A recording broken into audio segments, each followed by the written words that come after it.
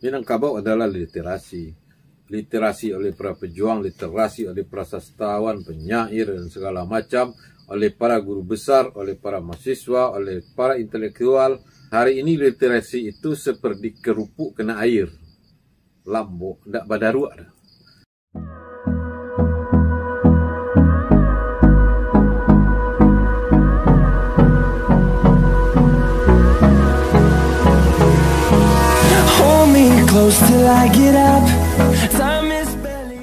Setelah Indonesia merdeka, kita sudah merdeka, Bung Karno sudah jadi presiden, wakilnya Bung Hatta, dan Jakarta terlalu sibuk dengan politik, dengan Menara Gading, dengan mengurus PKI dan segala macam, akhirnya daerah terlupakan.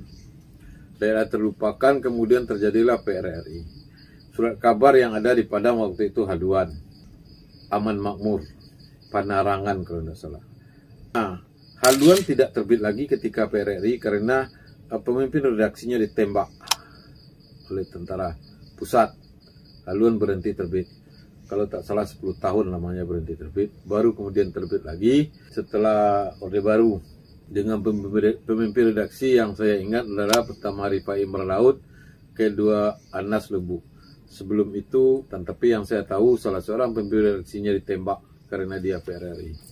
Kemudian tahun 69 terbit harian Singgalang. Yang sebelumnya sudah ada harian milik tentara namanya Harian Semangat, Harian Umum Semangat. Nah, Harian Aman Makmur adalah harian yang terbit juga setelah PRRI dengan pemimpin redaksi Martias Duski Pandu. Martias Duski Pandu kemudian menjadi koresponden koran Kompas.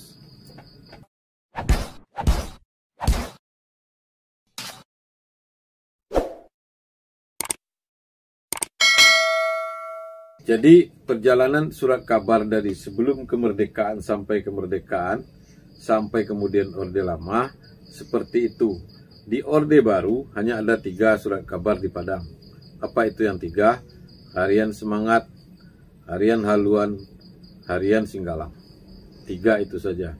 Belakangan terbit 1 koran Canang, jadi 4. Kenapa hanya 3? Karena untuk menerbitkan surat kabar susahnya minta ampun. Ia benar payah, harus ada rekomendasi dari 2 pemimpin redaksi dan harus ada izin di penerangan. Jadi tidak ada surat kabar yang terbit di Padang waktu itu dan hanya 3. Nah, di Padang juga terbit surat kabar Mimbar Minang yang dikelola oleh wartawan-wartawan profesional, wartawan-wartawan yang dulu bekerja di Harian Singgalang dengan bentuk bukan perseroan tetapi koperasi. Nah, itu sebuah koran yang menurut pembaca berkualitas dengan pemimpin redaksi Hasil Caniago. Ada di situ Eko Yance dan lain-lain. Nah, koran itu disayangkan umurnya pendek. Saya tidak tahu kenapa itu bisa terjadi. Setelah reformasi, jangan disebut lagi. Segala terbit, segala muncul, segala ada, segala hadir. Dan kemudian muncul online. Tak terhitung lagi oleh saya. Banyak sudah media yang ada. Tapi dalam kacamata perspektif sejarah, bobot intelektualitas surat kabar masih dipegang oleh sebelum kemerdekaan.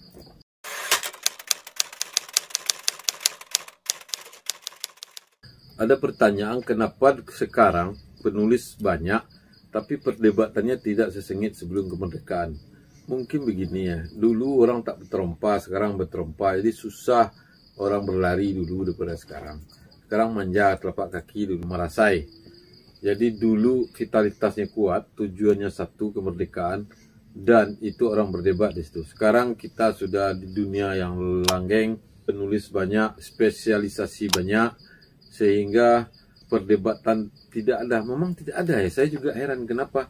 Mungkin hari ini sebabnya pertama motivasi menulis kini dan dulu berbeda, itu satu. Kedua, materinya berbeda, pasti berbeda. Ketiga, mungkin penulis sekarang hebat-hebat, jadi memandang surat kabar lokal ini tidak levelnya untuk menulis. Kalau itu, kenapa tak di nasional? Di nasional tidak pula muncul. Jadi saya ragu, mereka takut mengirimkan tulisan untuk dibaca umum. Takut tidak berkualitas atau takut salah-salah tulis. Nah, jika itu yang terjadi, maka perdebatan tidak akan pernah terjadi di media massa di Sumatera Barat kalau penulisnya takut. Ada tulisan yang bagus, orang mendebat tak mau. Harusnya dikritisi, tapi tidak juga. Sekali-sekali saja ada, tapi sekali lah cuy saya itu tidak pula. Membandingkan pers sebelum kemerdekaan dan sekarang tentu tidak pas. Dulu pers perjuangan, sama dengan orang-orangnya adalah para pejuang. Hari ini pers itu adalah industri yang hidup dan menafkah orang ada di situ. Jadi ada unsur bisnisnya, ada unsur idealisnya. Sementara dulu hanya ada unsur idealis dan perjuangan. Beda. Sekarang sumber nafkah. Jadi dua perbedaan, yang satu institusi perjuangan, yang satu institusi bisnis.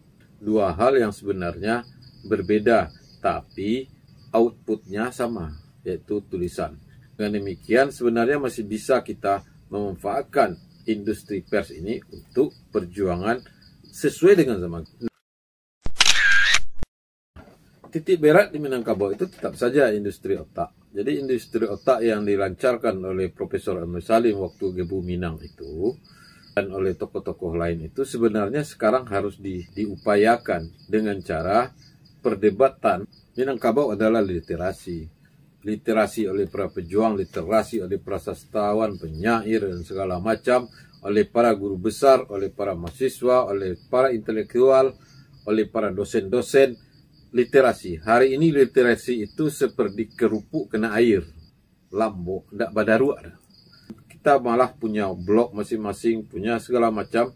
Bisa mengeluarkan ide-ide di situ. Menulis apa saja asal tidak mengandung sara. Dan itu bisa dibuat. Bisa, saya yakin kalau mau. Kecuali tidak mau.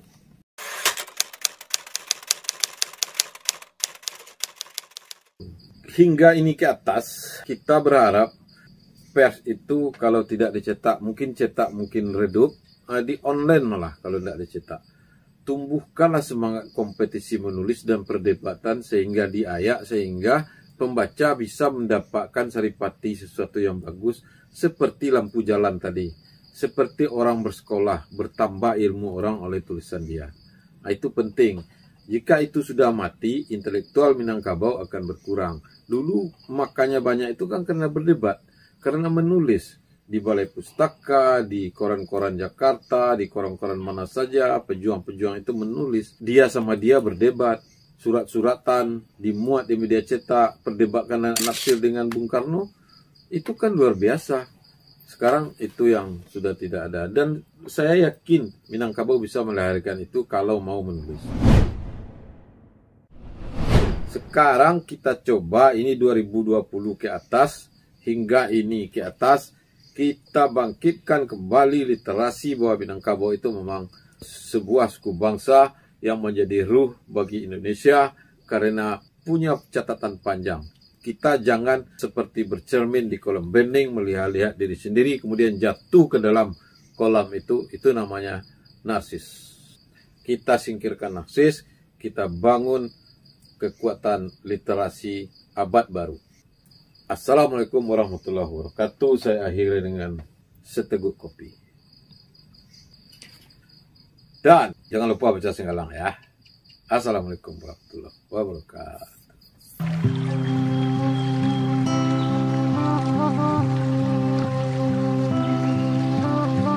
Subscribe jika masih ingin mendengarkan saya berkata-kata. Jika tidak, apa boleh buat? Tidak apa. Yang penting hati dan riak adalah apa?